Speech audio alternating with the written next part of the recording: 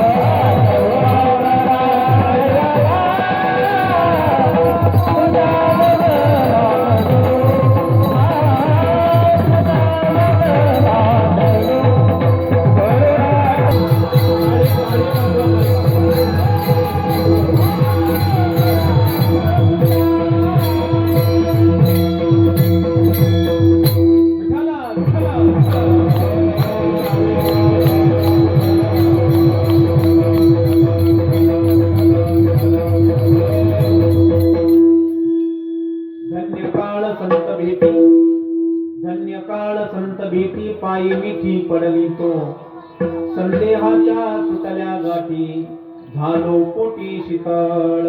प्रस्तुत प्राप्त प्रसंगी कीर्तन रूपी सेवेसाठी निवडलेला अभंग देहूचे सुप्रसिद्ध साधू संत श्रेष्ठ श्री जगद्गुरु तुकोबाराय यांचा 4 चरणाचा आणि सर्वांच्या परिचित अभंग सेवेसाठी निवडलेला आहे. विठाला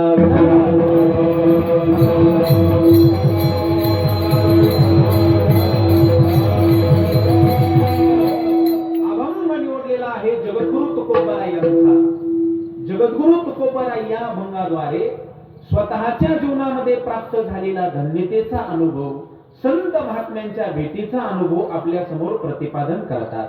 जगद्गुरु तुकोबाराय म्हणतात, मला संतांची भेट झाली, पण ज्या काळामध्ये संतांची भेट झाली, ज्या वेळेला संतांची भेट झाली, तुकोबारायांनी त्या वेळेलाच धन्यता दिली. धन्य काळ संत भेटी. ज्या काळामध्ये संत भेट झाली, जगद्गुरु तुकोबाराय सांगतात, तो काळ माझ्यासाठी धन्य ठरला. धन्य काळ संत भेटी. अहो महाराज, संतांची भेट झाली म्हणता, भेट झाल्यानंतर तुम्ही त्या काळाला धन्यता दिली म्हणता. मग भेट झाल्यानंतर तुम्ही नेमकं काय केलं? तुकोबाराय सांगतात, मी त्यांच्या चरणाला मिठी मारली. पायी मिठी पडली तो. संत महात्म्यांच्या चरणाला मी मिठी मारली. का हो? संत महात्म्यांची भेट झाली म्हणता, त्यांच्या चरणाला मिठी मारली म्हणता, पण संत महात्म्यांच्या भेटीमधून काही लाभ झाला असेल ना? तुकोबाराय म्हटले, फार मोठा लाभ झाला. कोणता लाभ? माझ्या जीवनामध्ये जेवढे संशय होते, जेवढे संदेह होते, ते संपूर्ण नाहीसे झाले. संदेहाच्या सुटल्या गाठी, किंवा असाही एक पाठ आहे, संदेहाची सुटली गाठी, असाही एक पाठ आहे. महाराज सांगतात, माझ्या जीवनामध्ये जो संदेह होता, जो संशय होता, तो नाहीसा झाला. गाठी सुटल्या, आणि एकदा का संशय गेला, संदेह गेला, की मी परमार्थ करण्यासाठी मोकळा झालो. झालो पोटी शीतळ. पोटी शीतळता येणे म्हणजे धावाधाव संपणे, आशा संपणे, तृष्णा संपणे. तुकोबाराय सांगतात, आमची आता आशा संपली, काम नाही, काम नाही. झालो पायी रिकामा, कृत्य कृत्य झालो, इच्छा केली ते पावलो. आता आमच्या जीवनामध्ये धावाधाव शिल्लक राहिली नाही, आशा शिल्लक राहिली नाही, नाम तृष्णा शिल्लक राहिली नाही. आता मी परमार्थ करण्यासाठी मोकळा झालो. झालो पोटी शीतळ. का हो तुकोबाराय, अजून काही स्पष्ट फायदा झाला असेल ना? तुकोबाराय म्हटले, झाला ना, फार मोठा फायदा झाला. कोणता फायदा? तुकोबाराय म्हणतात, सर्व संसारिक जीवाच्या दुःखाला कारणीभूत असणारी संसार रूपी भवनदी आम्ही संत महात्म्यांच्या वचनरूपी कृपा प्रसादाने सहज करून गेलो. भवनदीचा झाला तारा.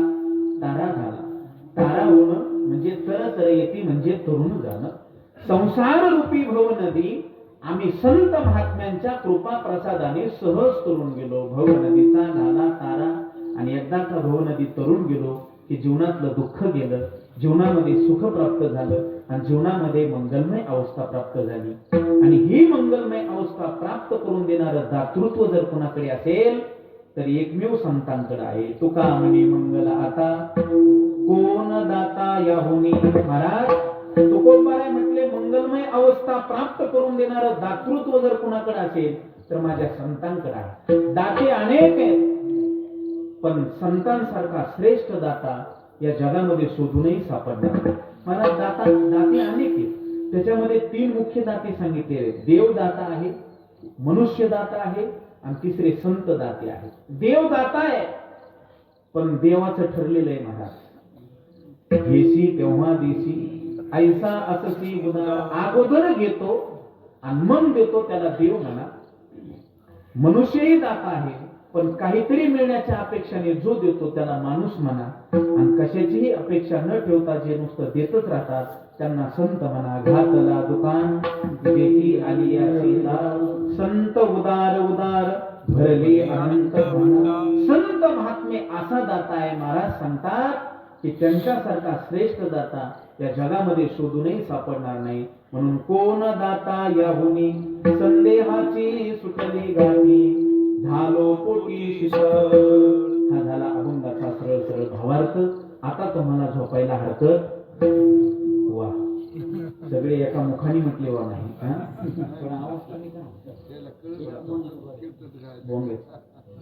झोपायला हरकत नाहीच म्हणाले. मी अभंगाचा भावार्थ का सांगून घेतला, त्याचं कारण आहे, बरेच जण कीर्तनाच्या सुरुवातीला 10 मिनिटं जागे राहतात.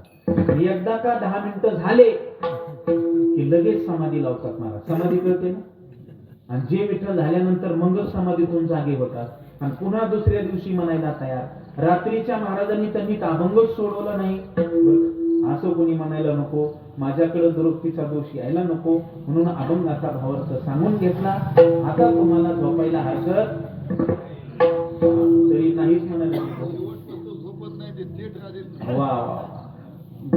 कशी राहते पण झोपायचं नाही बरं का, कारण कीर्तनाचे नियम आहेत महाराज. कीर्तन चालू असताना कुणी झोपायचं नाही आणि शेजारच्याला झोपू द्यायचं नाही.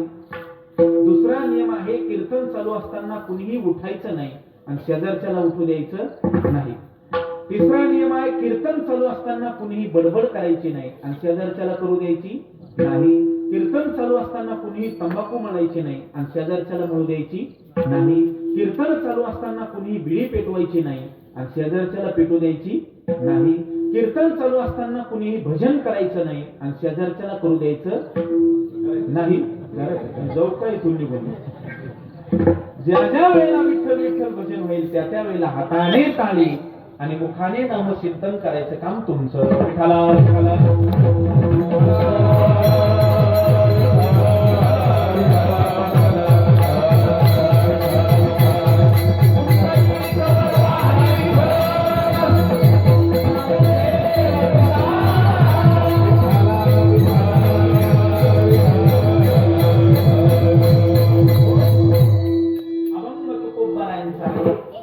जगद्गुरु तुकोबाराय या अभंगाद्वारे आपल्या जीवनामध्ये झालेली संत महात्म्यांची भेट कशी धन्यदायी आहे याचं प्रतिपादन करतात. सेवेला प्रारंभ करण्यापूर्वी या ठिकाणी थोडासा परिहार देणं अत्यंत गरजेचं आहे. आपल्या सर्वांना ज्ञातच आहे, पण वक्ता या नात्यानं माझं सांगण्याचं कर्तव्य आहे. या ठिकाणी अखिलकोट ब्रह्मांड नायक भगवंताच्या कृपेने साधुसंत महात्म्यांच्या आशीर्वादाने समस्त गावकरी मंडळी, शिवणगाव गावातील सर्व भजनी मंडळी, ग्रामस्थ मंडळी, तरुण मंडळी आणि महाराज मंडळींच्या सहकार्याने चालू असलेला हा भव्य आणि दिव्य स्वरूपाचा अखंड हरिनाम सप्ताह गुरुनाम गुरु सद्गुरु ब्रह्मीभूत रंगनाथ गुरुजी परभणीकर गुरुजींच्या पुण्यतिथी सोहळ्याच्या निमित्ताने हा नाम सप्ताह चालू आहे. आणि या नाम सप्ताहातील आजची ही दुसऱ्या दिवसाची कीर्तन रूपी सेवा आदरणीय गावकऱ्याकडून मला या ठिकाणी निमंत्रण आलं. आमचेच असणारे श्री दत्तात्रय राव तौर पाटील यांनी मला फोन केला आणि त्या अनुषंगाने या ठिकाणी कीर्तन करण्याचं सद्भाग्य मला प्राप्त झालेलं आहे. आवर्जून कीर्तनासाठी उपस्थित असणारे आपल्याच गावातील असणारे सर्वच महाराज मंडळी, गुणवान मंडळी या ठिकाणी उपस्थित आहेत. त्यामध्ये विशेषतः अतिशय महाराज काही काळ ज्यांनी महाराष्ट्र ढवळून काढला अशा गोड चाली आणि वारकरी चाली ज्यांच्याकडे खजिना आहे असे आमचे हरिभक्ती परायण आदरणीय संदीपान महाराज या ठिकाणी उपस्थित आहेत. खरं तर त्यांचं वय झालं, त्यांना म्हटलं खाली बसा, पण ते म्हटले नाही बसत नाहीत आहे का नाही, ते नाही उभाच राहणार नाही. महाराजही या ठिकाणी उपस्थित आहेत. त्याचबरोबर आमचे हरिभक्ती परायण परमेश्वर महाराज आहेत. त्याचबरोबर हरिभक्ती परायण आमचे बद्री महाराज आहेत. त्याचबरोबर आमचे श्री हरिभक्ती परायण प्रकाश महाराज तौर महाराजही या ठिकाणी उपस्थित आहेत. सर्वच महाराज मंडळी, गुणवान मंडळी, आमच्या गावातील असणारे आमचे दाजी जगन्नाथराव शिंदे पाटील तेही या ठिकाणी उपस्थित आहेत. मृदंगावरती साथ करण्यासाठी आदिनाथ महाराज आहे ना, आमचे परमस्नेही जीवलग मित्र आमचे विष्णुपंत महाराज लोंढे त्यांचे शिष्य आहे का नाही, गोड मृदंग वाजवतात. या ठिकाणी आदिनाथ महाराज तेही या ठिकाणी उपस्थित आहेत. आणि तुम्ही सर्व देवरूप श्रोतृ वर्ग तुम्हा सर्वांच्या चरणावरती नतमस्तक होतो आणि सेवेला प्रारंभ करतो. विठ्ठला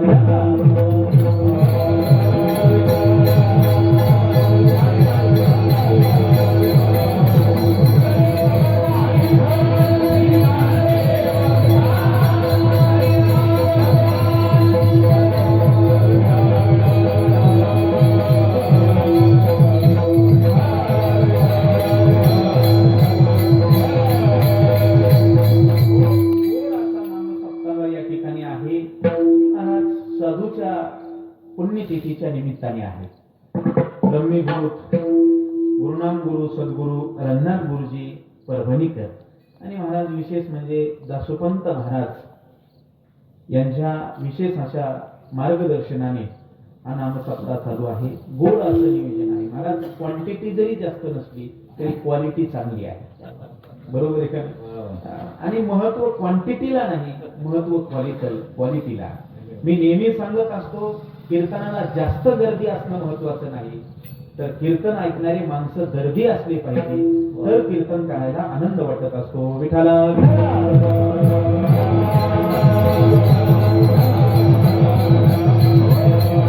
संतांच्या पुण्यतिथी निमित्त आहे, म्हणून संतांचं काहीतरी वर्णन व्हावं या हेतूने हा अभंग निवडलेला आहे.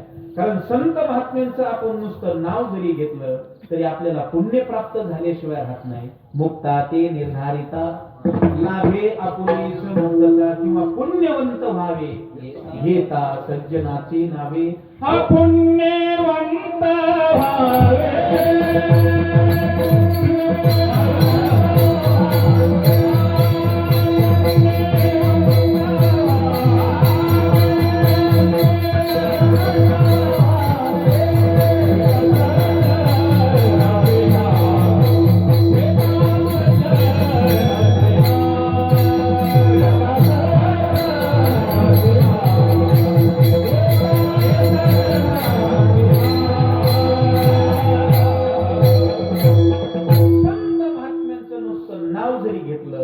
तरी आपल्याला पुण्य प्राप्त झाल्याशिवाय राहत नाही. पुण्यवंत व्हावे घेता सज्जनाची नावे. एवढंच नाही तर तुका म्हणे पापे जाती संताची जपे. महाराज म्हणतात संत महात्म्यांचं नाव जरी घेतलं तर आपल्या जीवनातलं पाप नष्ट झाल्याशिवाय राहत नाही.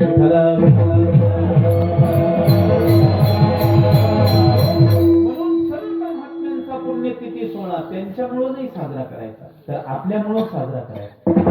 आपल्याला पुण्य प्राप्त व्हावं या हेतूने आपण संत महात्म्यांचा पुण्यतिथी सोहळा साजरा करायचा असतो महाराज. आणि म्हणून जगद्गुरु तुकोबाराय या अभंगाद्वारे झालेली संत महात्म्यांची भेट कशी धन्यदायी आहे, कशी आनंददायी आहे याचा अनुभव जगासमोर प्रतिपादन करतात. मुळात म्हणजे संत महात्म्यांच्या जीवनामध्ये जे जे अनुभव आले ना ते संत महात्म्यांनी जगासमोर सांगितले महाराज. अनुभव आली अंग ते या जगा देतसे. महाराज म्हटले जोही अनुभव संतांच्या जीवनामध्ये आला ना तो संत महात्म्यांनी जगासमोर मांडला महाराज. पाठ करून नाही सांगितलं.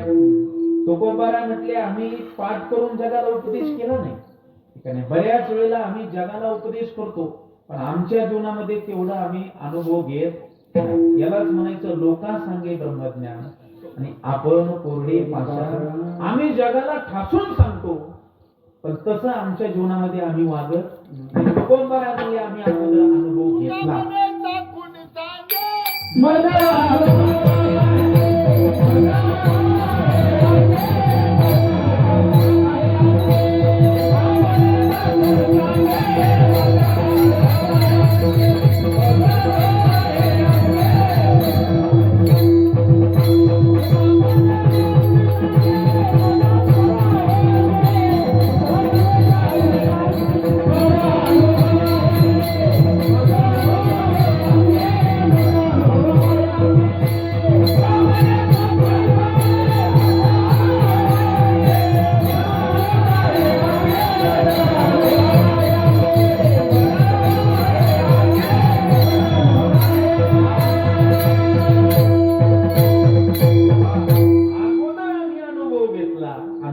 जगाला सांगितलं. तुका म्हणे चापुणे मज अनुभव आहे अंगे किंवा सेवितो हा रस वाटितो आणि ह्यारे होऊ नका. संत महात्म्यांनी अगोदर अनुभव घेतला आणि मगच जगाला सांगितलं. पाठ करून नाही सांगितलं महाराज. बऱ्याच वेळेला आम्ही जगाला पाठ करून उपदेश करतो महाराज, पण तुकोबारा म्हटले आम्ही पाठ करून नाही उपदेश केला. आमच्या जीवनामध्ये जेही अनुभव आले ते आम्ही जगासमोर मांडले. विठाला विठाला.